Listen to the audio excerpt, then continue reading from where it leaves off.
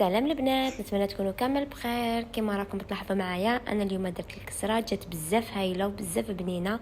هذه المره درتها غير ضفت لها السانوج، عطاها واحد النكهه واحد البنه رائعه. نتمنى انكم تجربوها بالسانوج لانه صراحه راح تجيكم فن.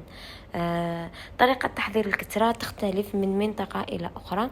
انا الكسره اللي درتها على ناسي يخدموها بهذه الطريقه، كل واحد كيفاش يخدمها. لهنا طريقة التحضير بالكيلة، كل كيلة سميد ديروا فيها شوية سكر، شوية ملح، وشوية خميرة الخبز، كل كيلة. وكذلك ديروا لها الزيت اللي هنا كاين اللي يحب يبسسها يذكرها بالمعنى، وكاين اللي يحب يديرها نص نص. انا نحب شويه نبسسها باش تجي مبسه وتجي هايله وتجي بنينه. ونلموها في التلميه، نلموها بالحليب والماء، وكاين اللي يلمها غير بالماء لهنا كيما تحبوا. ماهوش ضروري انكم تلموها بالماء، عفوا ماشي ضروري انكم تلموها غير بالحليب، وماشي بالضروري انكم تلموها غير بالماء. تقدروا تخلطوهم في زوج كيما تقدروا ديروا تلموها غير بالماء. ليسونسيال الكسره هذه لو كانت تجربوها البنات ما راحش تندموا عليها، وشوفوا كيف تجيكم محمره وتجي بنينه بنينه بنينه كراف.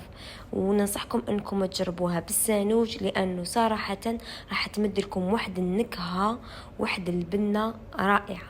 ما تنسوش تشتركوا في قناتي وصفات متنوعه مع كنوز، وتفعلوا الجرس بيلحقكم كامل جديد.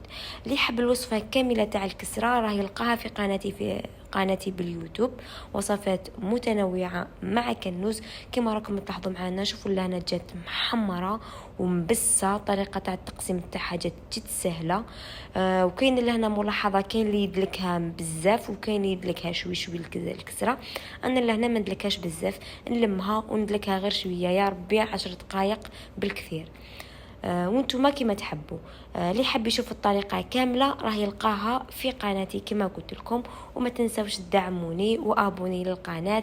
الى وصفه اخرى بحول الله نخليكم عفوا تشوفوا تكمله تاع الفيديو. شهيتكم في الجنه. سلام.